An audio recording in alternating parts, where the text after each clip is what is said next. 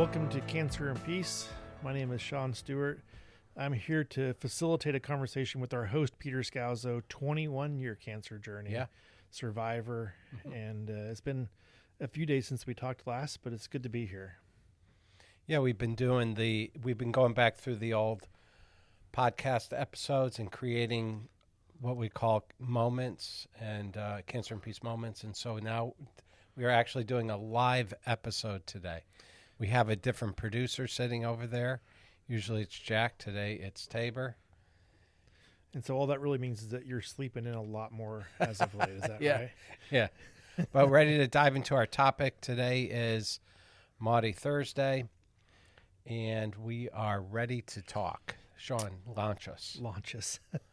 So yeah, it is. We're today. You'll have this podcast after this, but right now we're a day before the Good Friday, and we were talking about something that I think is super important for not just a cancer journey, for any journey, but it's this idea. The title of this is the confusing in between, and I'm pretty sure that's the schizeroism. We've talked about this. We've mentioned it before. Yeah, but I think this is Schizero. It's such a big topic because I think this is the place where people can get lost in their journeys, their faith. And I find it in my own journey right now. But the idea of the confusing in between is when things don't make sense, your circumstances, the things that are happening in your life. So if you're a cancer journey and the diagnosis isn't what you thought or hoped for, and relationships aren't what you think or you hope for, and things aren't working out the way you expect, or what's happening in your mind is that what you want to see happen. And the next piece that might be the hardest part is when it appears God is silent about that. And I think that's a very confusing place, is when it feels like God is silent about. And a very biblical place, right? I mean, we can talk about Joseph, his journey being in prison. We can talk about Job and his suffering. We could talk about David and having to leave and travel and outside of the kingdom of Israel and really have to escape to the wilderness. We can talk about Abraham, who waited 25 years for the promised son. Moses, that waited 40 years to deliver the people from Egypt. So there's all these places in Scripture where it seems like God is silent, right? Yeah, I think the conversation you and I had, so let's take it New Testament for a few minutes. Yeah. Because I really like this, and especially as we're rolling up on an Easter weekend, this idea of where the disciples were at. And we were talking about the chosen episodes, and the thing that was really fascinating was the Judas storyline behind the scenes, because imagine you're traveling with the Messiah, the one who is healing people, raising people from the dead. He raised Lazarus from the dead. He had healed the blind, healed leprosy, and yet they're traveling along still as needy people. They have very little resources, living one day to the next. And that doesn't seem to make sense. This person who has the ability to feed the 5,000 and to do such great works, that the rest of the disciples are traveling along as this needy group of people. And Jesus is talking about a coming death, coming disaster sounding events. And so imagine how confusing that had to be, is to see this dichotomy of these two, this incredible actions taking place and this great poverty on the other side. Yeah, and their Jewish belief would have been that the Messiah is going to deliver them from Rome. I mean, obviously. And, when he talked about a kingdom, it had nothing to do with a physical kingdom like that. Such a fascinating... it was it would have been confusing. Yeah. And the reason why this one here to me is you picked the superheroes of the faith, Moses and others who, Joseph, who had gone through the confusing in between and came out the other side, and we could see their success. And the disciples have a bit of a mixed bag. And I'll say the mixed bag is There's a clear one person disciple that, because it was so confusing, chose to betray Jesus. But I think also like the storyline of Thomas. Thomas doubts. Thomas actually says, "Hey, unless I touch your physical scarred hands and your side, I'm out. I don't believe. I'm not. It's too confusing. I actually need to see the physical hard evidence where I'm out." You see the disciples, Peter, James, and John, I believe, all went back to their fishing boat and just they were so confused they went back to all they knew of their roots. And confusion to me would mean dealing, like in my own case, dealing with disappointment and sadness and what seems like a failure. Yeah. I mean, that confusion word has a lot of emotions with it, right? When it's a circumstance where you know you're not in control, you don't understand it. You don't understand what God's doing. You're not even sure he's there. And there's a lot of things going on. Yeah, I think for myself personally, you and I have talked about the story, the mission here, and we're in a confusing in-between time. Funds are really tight, and then we have some pressures that have come that are unexpected, that it just feels like are trying to crush us. And we've lost key resources and people, and we've had financial pressures from things that are completely outside of our control that have happened to us, that it feels like a confusing in between. That what's going on here? And I think the best part of the confusing in between story is, and this is Scalzo's word, I believe, is like where he would say, and that's where God's doing his greatest work. And so, and I was just thinking about pointing back to your cancer journey life, and does that resonate with you? And if so, when and how and where? What is it? Do you think that's where God was doing his greatest work? Oh yeah, definitely. And it's because I think it's that time when my agenda and my will was broken. And I think definitely happened after that 14th surgery, when I thought I was on this trajectory of healing and getting rid of the cancer. That I had so many surgeries and big time ones, but to remove the cancer, and thought, okay, I'm all set. And at that surgery, 14th surgery, in 2015, that's when we discovered a metastatic situation. And the reason why that's such a big deal for me is that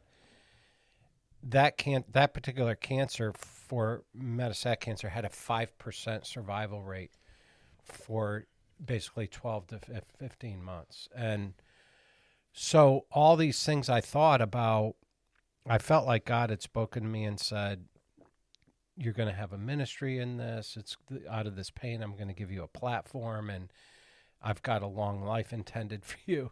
Like those kinds of thoughts were all dashed down to the ground. And I was like, what?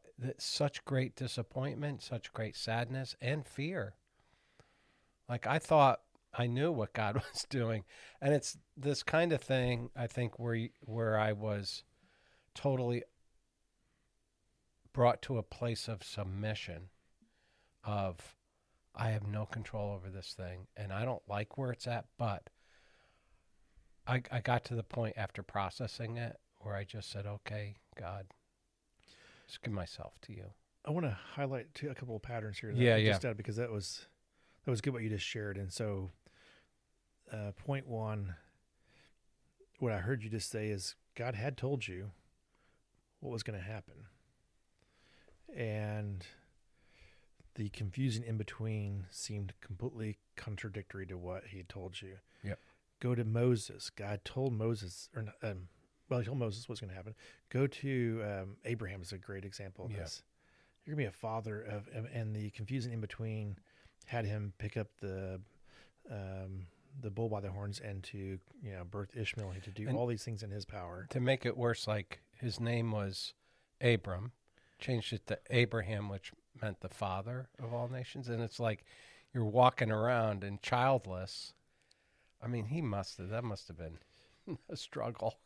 So a fascinating thing about the disciples is Jesus was telling them exactly what he was going to do, but the confusion in between had them not understanding, and it was a real test of, I don't know if it's a test, there was a real shaping for them that God's ways are not our ways. Yeah.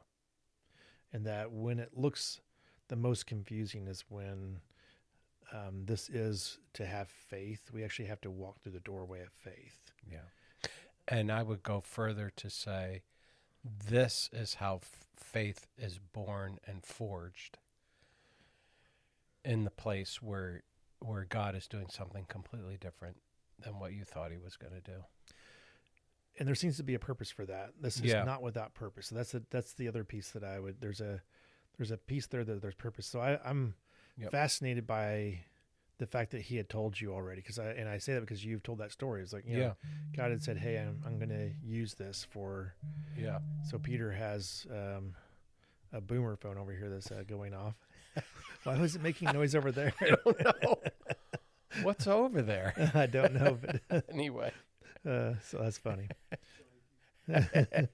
So, well, I think, and you brought up Judas and the other disciples, because I think it's, at least The Chosen brings this up, but it's pretty clear, I think, when you read in Scripture and sort of think behind the scenes, that he had an agenda for Jesus. Yeah, what's interesting is, let's take that one step further. Yeah. I think you can see pretty clearly that Peter had an agenda, and so the leader, but there were almost everyone there had an agenda. The question was, in the confusing in between, were they willing to allow themselves to be shaped by that moment, or did that moment shape them in such a way that Judas became the betrayer? Yeah, and it wasn't that Peter didn't betray Jesus; he did. Right. With his own agenda, he betrayed him because he lost faith and confidence. Right. But what he didn't do was he didn't take his will into his own hands and run with it. Yeah, I think the question is, as a follower of Christ, what do you do when Christ does completely opposite of what you think he should do? Yeah. And I know I've spoken before publicly about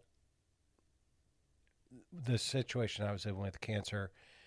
Did I become bitter or better? Like, what was my response to what was going on to it? And to give permission to feel the difficult feelings, to feel what I felt was almost God abandoning me. Well, that's kind of what I thought. And so that feeling of sadness and fear and anger, allowing myself to feel those emotions. Yeah, and let's put that into even a more stark contrast. And we talked about this a few minutes ago. It's like, what did Jesus say on the cross? We're coming into Easter, and he said, he expressed his emotions. I know that he was quoting a scripture, but I think there's the two Psalms. Yeah, the Psalms. My God, why did you forsake me? Yeah. And so he's expressing this deepest emotion that's coming in the middle of the confusing in between, even there, because there's a question of why. Mm-hmm. Why did you forsake me? It doesn't seem like what I would expect to feel and see from you in this moment. Yeah. And I think that's what it looks like. And Jesus' response wasn't to come down off the cross, use his God-man powers to change that. He trusted anyway, even though he felt forsaken. He trusted anyway. Yeah. And went through, as for the prize set before him, he endured the cross. Yeah. And I think that's what all of us are being called to do. We have no idea the outcome, but that is why it is like this forge for faith in our journey. Yep. The confusing in between is just a fiery forge that we go through, and it can be incredibly painful. Yeah, very much so. Yeah. Yeah, I think the Judas story is interesting, though. Because can I make the argument that Abram was Judas? Talk to me. He had his own agenda for what he thought God was doing and how, and he took the ball in his own hands and he ran with it. And so there's some sympathy I have for Judas because in that sense he's no different than Abram, right? And in another sense, there is a big difference, and that is that Abram saw what God was doing, and he took the ball by the horns and tried to do what he thought God was doing for him. In Judas's case, he literally sold Jesus out. And I think there's something there. Yeah, I would think Judas was responding in anger and frustration, and perhaps the hope that Jesus would conform when faced with this mob, that he would rise up and show his true powers as a Messiah, and physically deliver them from that mob. I mean, maybe it was all of that, right? But the reason why I'm highlighting is you get two pictures of how to posture yourself in the confusing in between here. Yeah. And one of them clearly leads to destruction. One of them, you can do the wrong thing, but it doesn't lead you to destruction. And so when I look at the other disciples, even Peter, who denied him, said, I don't know who he is. It's a form of betrayal. And it was one that happened out of fear. And so I'm just looking at these different examples. And so sometimes we do things in the confusing in between out of fear. And does God condemn us for that? Yeah.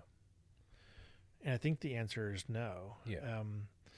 I think it's when in our betrayal that we become many gods. Yeah. That are saying, I'm so betrayed that I'm going to actually usurp you and become God. I think, as I look at it, it's the age-old surrender and trust axiom that I love to talk about. Just that for me is a theme, and it's also a question. Can I surrender? Can I trust? But those times in my journey, being able to surrender and trust were the key. That's the key difference. Even though what's happening is not what I would have chosen. In fact, it's horrible. Can I surrender and trust? Surrender to what God is doing, but also trust that he has my best interests at heart, even though I can't see them. And I think I want to highlight that in surrender and trust, it's okay to express your confusion, to express your disappointment, because that's the piece that I really liked in The Chosen, is that you look at the disappointment in the disciples about, hey, this isn't working the way we expect. And Jesus was big enough to hold their disappointment. I think Job's a great example too. I mean, here's a man that said, I wish I had never been born, and he kept harping on, cursed is the person who brought the news I was born. I mean, he wanted to wipe himself off the face of the earth, and he doesn't get condemned for having those thoughts, right? What does he do with those thoughts? He expresses them, and he continues to explore. He allows his friends to speak into his life for all those chapters. His three buddies who said, you must have done something wrong, pretty much. That's why you're going through all this suffering. But that was a confusing in between, because he really suffered great losses. I think that's a good highlight, and I want to connect this a little bit further now, and that is, can you get to? So we're ahead of Easter here just a little bit to the resurrection. Can you get to the resurrection and the glory of it without the confusing in between? Well, my answer would be no. I don't think so. Well, you can't get to resurrection without death. That's the reason why it's like. So it seems like I'm going to answer it more starkly myself, but it's like Yeah, but go ahead, go No, further. but Yeah, I mean, and that's even a great point, right? Something dies in order to be resurrected. yeah. And I'm thinking in my own case, I had many deaths going on, right? Because I had loss of relationships that I was facing. I mean, when have faced Memorial Sloan Kettering saying go home and call hospice and pass twice. And I've had these many deaths of, okay, well, I'm going to lose my life.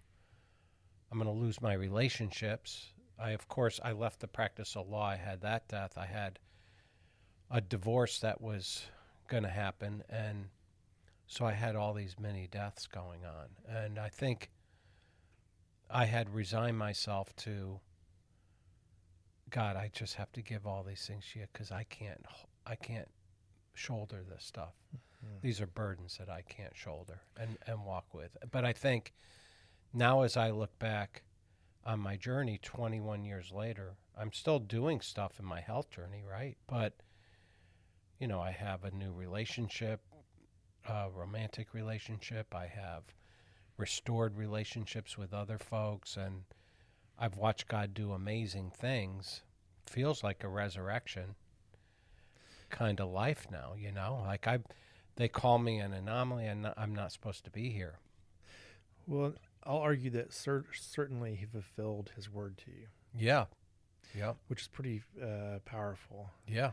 There's a place I want to just talk about because Yeah. we just have a few minutes here before we're too, this thing goes too long. But the thing that I would highlight for a second is there's a place before that word is fulfilled to mm-hmm. you, and there's a place I think that exists before we get to the end of the confusing in between. But it may be a place that is something you just described, and that was, I don't have answers, it's confusing, and I've learned how to open my hands to that, to you. Yep. And so I think it's a place of peace mm-hmm. That is, so if I think about where we're at with the mission, I can get really anxious about trying to manage what Sean's view of success for the mission would look like and the things that need to happen. Right. And it can be a place of great struggle, and the point I would raise to that right now is, well, so much of it is outside of my control. Right. You and I talked about the things that are hitting us that are out of my control, but also the future, like what's going to happen for the next few years, mm-hmm. is so undeterminable in my mind. It's like it's so far beyond what I could even think or comprehend of what it could look like, that if I can set today and it's like, well, I just need to release those items. Yeah. And that's mm-hmm. that place of trust and faith. Yeah. And is it okay if it does look like death? Mm-hmm. Like Jesus on the cross, like death. Yeah. Is it okay if it looks like failure right now? Is it okay mm-hmm. if all these things happen? Mm-hmm. And it doesn't mean that's what's going to happen in this situation, right? But those many deaths usually lead to some form of resurrection of something that God's actually trying to birth when we go through the confusion in between. I think that's part of submission is to recognize that I'm not responsible for the outcome. I think about the disciples who formed the early church. God appointed them to form the early church, and 11 of the 12 were martyred. And so from the outside, that looks like a disaster. Like this was a failed mission, right? But that outcome was something God was doing, and he was birthing life out of death. I mean, look at Christianity today. It's amazing, right? Yeah. But I think about also like is not to be so outcome driven, but to be process driven. Like I think about when someone gets diagnosed with cancer and I'm part of their journey, I don't know where it's going to go. And I think a lot of Christ followers focus on, we need healing here, we need healing here, we need healing. I think that's being outcome driven. For me personally, it's like, I don't know if this is going to be a physical healing or not, But what matters to me is how are you being transformed in the process? Like, what's God doing in that? Are you, like for me, I'll ask myself the question, am I submitting and surrendering my will to God's will? Am I experiencing his peace, right? Am I being used by him in this suffering to impact other lives, not only myself, but other people? Whether I live or die, that's God's, and that's his outcome. And there's no failed mission here. If I was to pass from cancer when they said I was, that's not a failure. That's just what God had destined for me personally. That's what he would. But he didn't. I've lived because he has another thing in mind. But I'm just responsible for the process, not the outcome. That's how I look at it. That's a cool way of connecting it. And I think the thing is to not beat yourself up. Yeah. Even if you are feeling, or if you've made, like, if you look at Abraham, if you look at Peter, if you look at the different disciples that were out there, nobody did this perfectly, right? But they went through the confusing in between, and by just taking the next step sometimes, and even readjusting, Jesus came back to Peter and was like, "Hey, will you feed my sheep?" Right. I actually have a role for you. I have a place for you. I have a next step for you, and it's really important. Yeah. And it looks like you feeding my sheep. And you said something at that point. He got a new confusing in between. It's like, hey, people are going to take you and dress you and make you do things. Go places you don't want to go. Yes. Yeah. That's what Jesus told. Yeah. Yeah. So he gave him a new, almost a riddle. Yeah. And now Peter was ready to go through. I'll go through the process. And to me, that means the outcome you expect is probably going to look a lot different than the outcome that I'm going to bring. And, did Peter think he was going to get, like, fat rich with a huge church and drive a Mercedes down the stone streets of Jerusalem and, he's going to be the king of the early church? Because that's not what happened.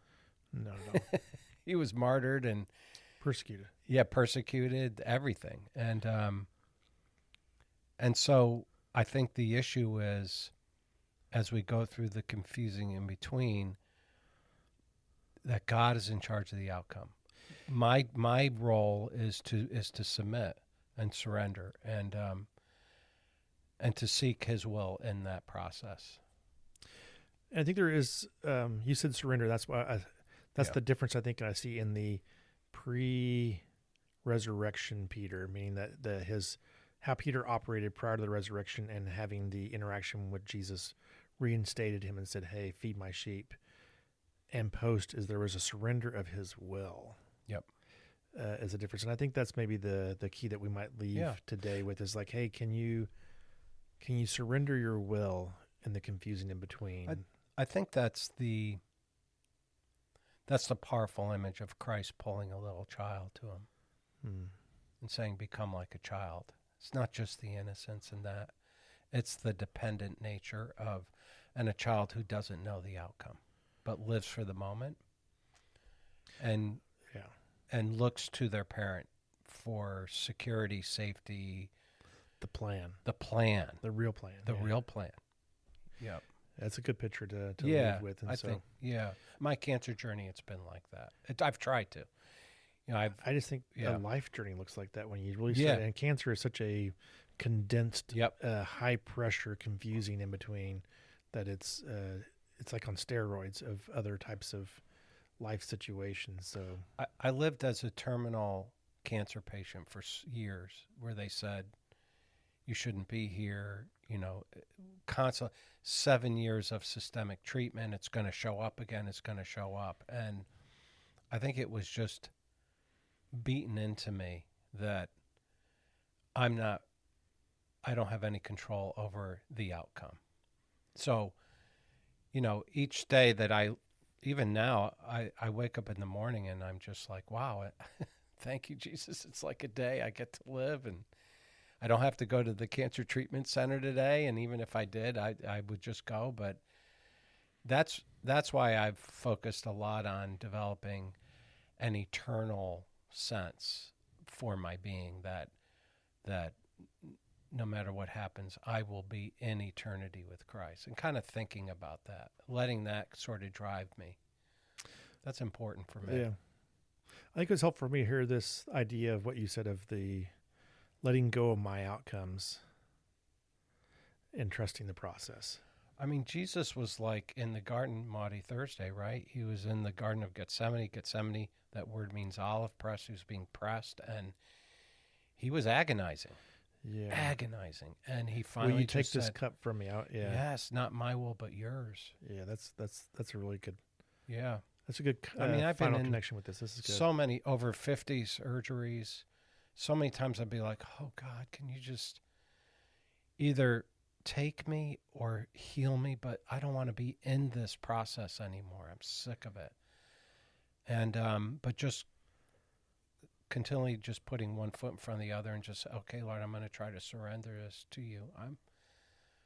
I struggle just like everyone else. So, but it's been a 21-year amazing process of like, okay. I mean, I'm like not some unique guy. We all have our crosses that we bear, right?